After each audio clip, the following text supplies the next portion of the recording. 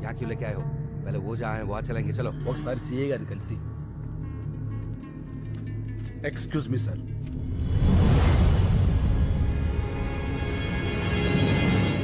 Sir మీతో కొంచెం మాట్లాడాలి. కూర్చో. Thank you sir.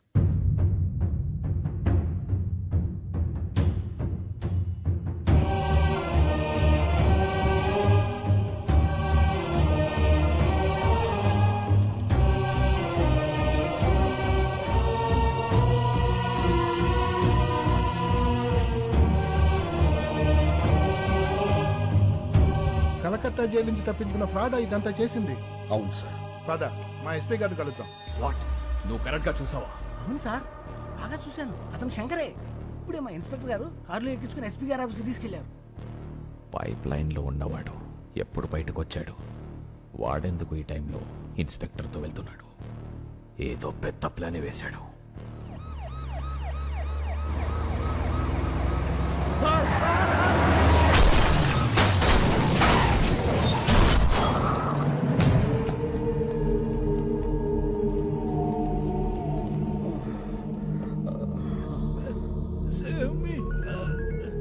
Hello sir, ఏమైంది? ఇద్దరు బతికే ఉన్నారు సార్. ఆ సిఐని చంపేసి శంకర్ని ఇక్కడికి తీసుకురా. Okay sir. నీరూరు శంకర్ 4వ రోజు మీడియా ముందుకు రాబోతున్నారు.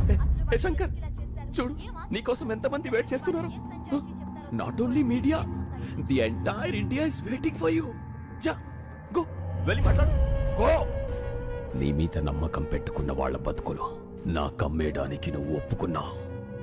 అంతలోనే ఇచ్చిన అడ్వాన్స్ ని నా మొహం మీద ఎసిరేసి వెళ్ళిపోయావు. 25 crores, 25 కోట్లు ఎలా వదిలేసావు? ఎలా? నా మనుషుల్ని చెత్త కింద కొడతావా? నా మనుషుల్ని కొట్టు, నన్ను కొట్టు, నన్ను. గాలికి కొట్టుకుపోయి కేసు ఇంకా కోర్టులోనే ఉంది. నీ వల్ల కమిషనర్ కృష్ణమూర్తిని భయపెట్టావు కదా, ఇప్పుడు నన్ను భయపెట్టు. పెట్టు.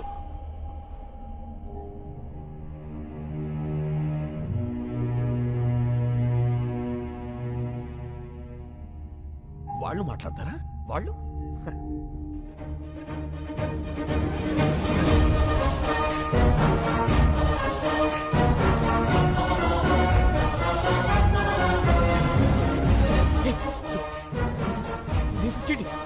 This is cheating, right?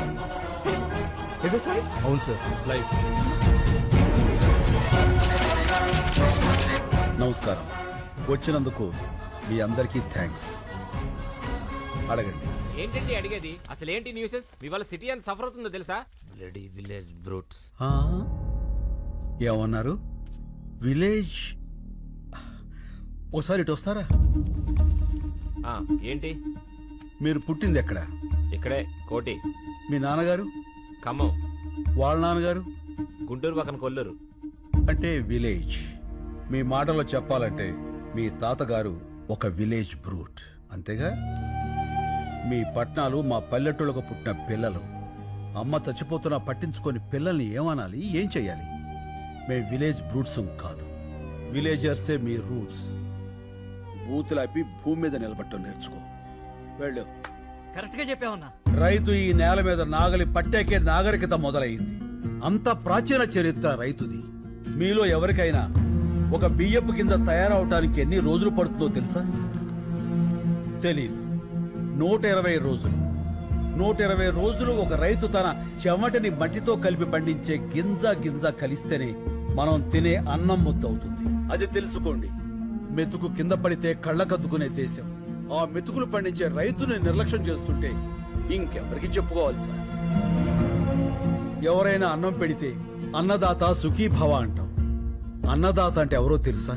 వండినవాడో వడ్డించినవాడో కాదు, పండించినవాడు. వ్యవసాయానికి మించిన సాయం ఆ దేవుడు కూడా చేయలేడు.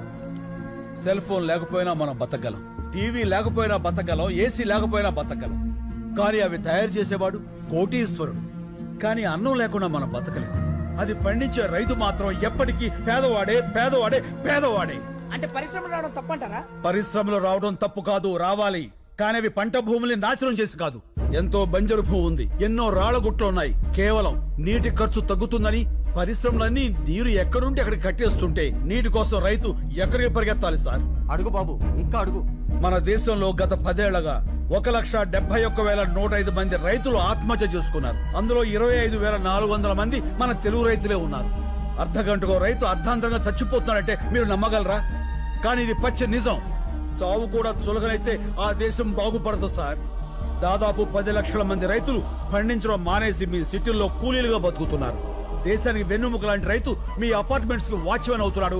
పరబ్రహ్మ స్వరూపాన్ని పండించే రైతు గుడి మెట్ల మీద విచ్చగాడవుతున్నాడు. పట్టించుకోరా? రైతులకు రుణమాఫీ చేస్తున్నారుగా. ఎక్కడ సార్? ఎంత సార్? వాగ్దానాల్లో కాదు, వాస్తవాల్లోకి రండి. కొన్ని వేల కోట్లు అప్పు చేసి చేతులెత్తేసిన ఓ కార్పొరేట్ యజమాని విదేశాల్లో స్కాచ్ తాగుతుంటే 5-10 వేలు అప్పు చేసినటువంటి ఓ రైతు పొలం గట్ల మీద పురుగుల మందు తాగుతున్నాడు. ఇది నిజం కాదా? పట్టించుకోరా? వచ్చి చూడండి సార్. కార్పొరేట్ ఇనుప చట్టాల కింద పడి పచ్చడి పొలాలు చచ్చిపోతున్నాయి. మళ్లు తడపాల్సిన నదులు ఫ్యాక్టరీ గొట్టాల్లో పడి మురికి నీళ్లు అవుతున్నాయి. ఆ మల్టీనేషనల్ కంపెనీల యంత్రాలు పచ్చి బాలింతరాలైన మట్టిని తొక్కుకుంటూ పోతున్నాయి. పట్టించుకోరా సార్? కానీ వాళ్ళు పెట్టే పరిశ్రమల వల్ల ఎంతో మందికి ఉద్యోగాలు వస్తున్నాయి కదా. ఏం పరిశ్రమలు సార్? పోషకాహారాన్ని మొత్తాన్ని ప్రొడక్ట్స్ గా మార్చేసే పరిశ్రమల? గుడ్లతో షాంపూలు, క్యారెట్ తో క్రీములు, సోయాతో సోపులు. 2 రూపాయల గుడ్డుని 10 రూపాయలకి, 10 రూపాయల క్యారెట్ 100 రూపాయలకి కొంటున్నారు ఆ కార్పొరేట్ వాళ్ళు.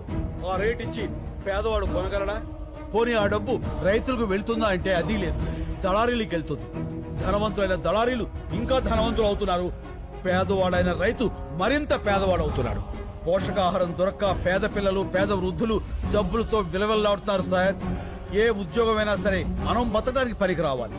కానీ మన బతుకుని పాడు చేసే ఆ ఫ్యాక్టరీకి మనం పనికొస్తున్నాం. వ్యవసాయం కూడా పరిశ్రమే, రైతు శ్రమే. అది గుర్తించండి. మాది చిన్న గ్రామం సార్. 500 గడప, 5 లక్షల కోట్ల టర్నోవర్ ఉన్న కార్పొరేట్ సంస్థతో మేము పోరాడుతున్నాం. గెలవటానికి కాదు, బతకటానికి. మా గొంతులు మీకు వినిపించట్లేదని 6 రైతులు గొంతులు తెగ్గోసుకుని చనిపోయారు సార్. ఏదో నీరూరు, ఆ ఊరి గొడవ మనకెందుకులే అనుకుంటే ఏదో ఒక రోజు ప్రతి ఊరు నీరూరే అవుతుంది సార్. ఆలోచించుకోండి. విదేశాల్లో ఉన్న మా సాక్షుల్ని కోర్టుకు రప్పించండి. మీడియా తలుచుకుంటే ఈ ప్రపంచాన్ని కదిలించగలదు. ఆ సత్తా మీకుంది.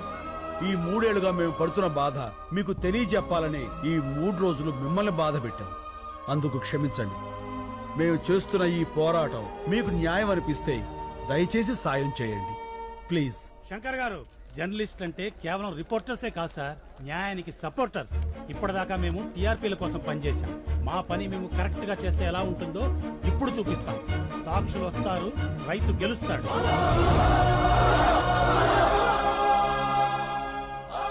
Thank you. రైతులకు మీడియా సపోర్ట్. నీరూరికి న్యాయం జరిగే వరకు పోరాటం. సాక్షుల్ని ఇండియాకు రప్పించాలని ప్రభుత్వానికి డిమాండ్.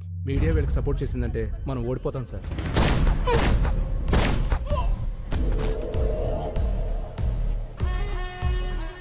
ఓడిపోతామని నీకు అనిపించినా కూడా నాకు చెప్పకూడదు.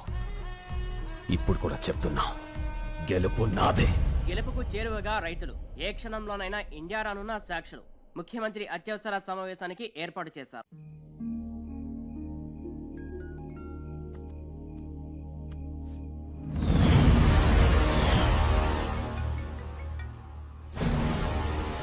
హలో. కత్తిసీను, ఫోటో ఎలా ఉంది? అతను మాత్రం ఏం చేయకు. సరే, ఏం చేయను. నేను చెప్పింది నువ్వు చెయ్యి. చేస్తాను. హలో, ఒక్క నిమిషం ఉండమ్మా. ఎవరు? మీ మదరాలు మాడదంట. హలో బేబమ్మా, టీవీ చూసావా? అవునమ్మా, మీ తాతయ్య తీవ్రవాది. హలో హలో, ఎవరు? మా మనవరాలు కట్ అయింది. మనల్ని టీవీలో తీవ్రవాదులని చూపించారట. హలో రే, మళ్ళీ 150 సీన్ అన్న ఫార్మర్ ఎప్పుడేడ్రా? టీవీలో స్పీచ్ మైండ్ బ్లోయింగ్ అబ్బా. శంకర్ అంటున్నాడేంట్రా? పేరు మార్చుకున్నాడా? ఎన్ని కోట్లు స్కామ్ ఏంటి రే మల్లిగా? మొత్తానికి నువ్వు సీన్ అన్న కలిపి బాగానే నాగలేస్తున్నారా? రే, కొంచెం మా అమ్మ కూడా పిలుస్తుండ్రా బాబు. హలో హలో, మళ్ళీ సీననా? సీననా? సీనెవరు? శంకర్. శంకర్ అన్న. ఫోన్ ఇదిగో. సీన్ ఇంకా రాలేదే? వచ్చేసాడు బాబాయ్, మీరు భోజనం చేసి పడుకోండి. ఏమడిగా